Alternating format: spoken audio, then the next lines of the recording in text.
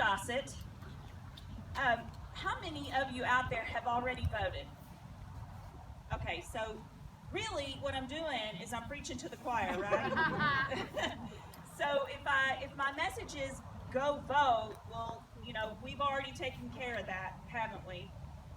But there may be somebody that you work with, maybe somebody that you live near, somebody that you see on a daily basis, maybe somebody that works at Kroger that you have a conversation with every now and then, and they say, well, I haven't voted yet. I'm not even sure if I'm registered. Where do we go vote? And then the best one, you mean there's an election? No, seriously, how could we miss that, right? But here's what I want you to say to them, how important it is to vote.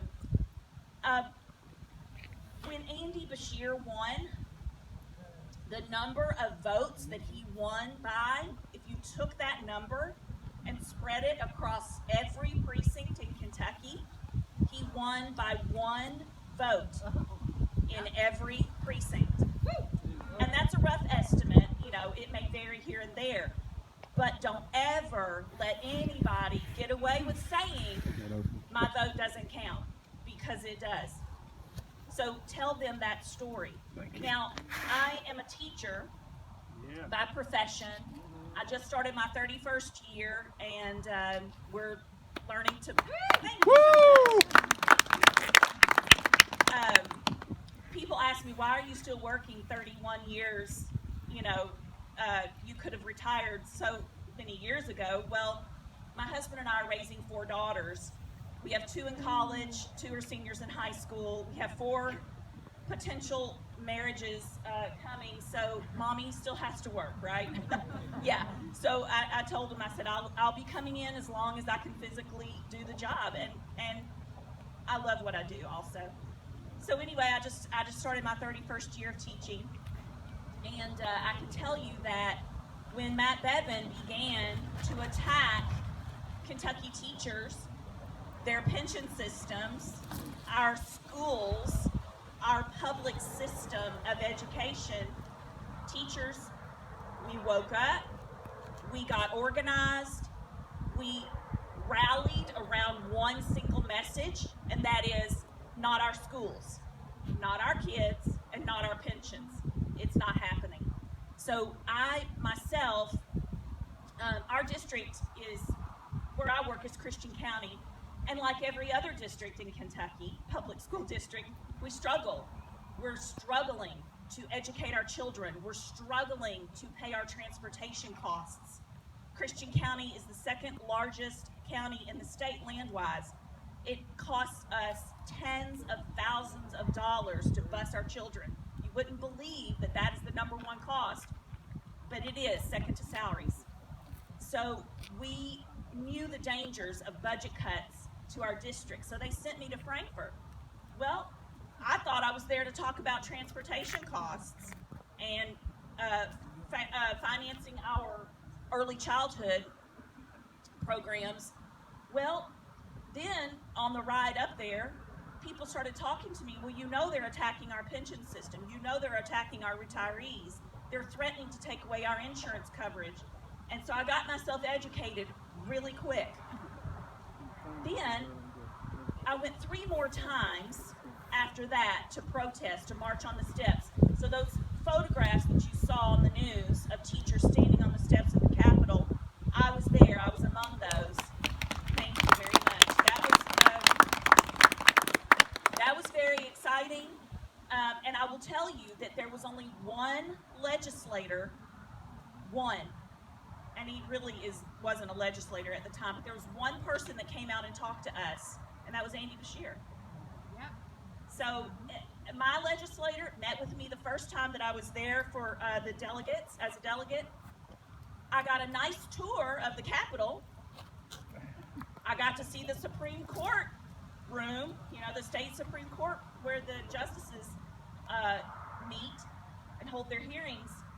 But guess what? We didn't talk any about teachers or pensions or funding or charter schools. He didn't want to talk about those things. So that's when I decided somebody's got to stand up and somebody's got to say, no more. That's what made me decide to run.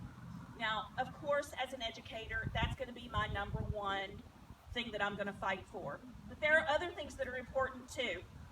I have a daughter who's diabetic. She depends on insulin every day to live.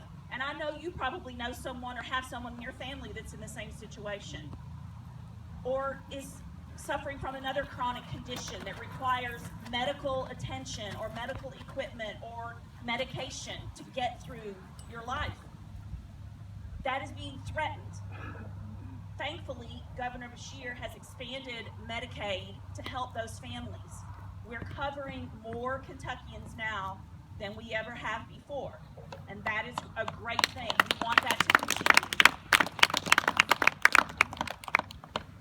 One of my campaign promises is to work with Representative Minter, she's from Bowling Green, and Representative Booker, he's from Louisville. You saw him on his run. We are going to work together, the three of us, and whoever else wants to join our coalition, to lower the cost of insulin. There is no reason why this life-saving drug should cost $350 a vial.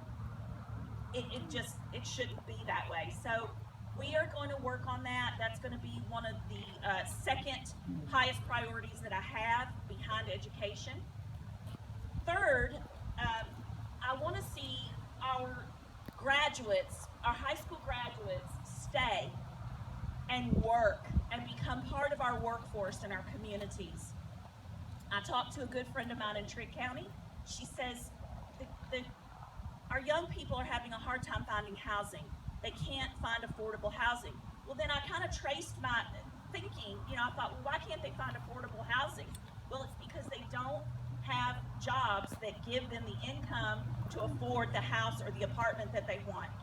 So how can we solve that? Well, in Christian County, we have something called a Gateway Academy, and it's a VOTEC program that we put into place. Our high schoolers can go over there and get a certified nursing degree, a certification. They can get a pharmacy tech certification. They become an apprentice to a car mechanic. They can become an apprentice to a plumber or an electrician, and they can immediately, upon graduation, enter our workforce, if not before. Because once they turn 18, they can go, even when they're still in high school.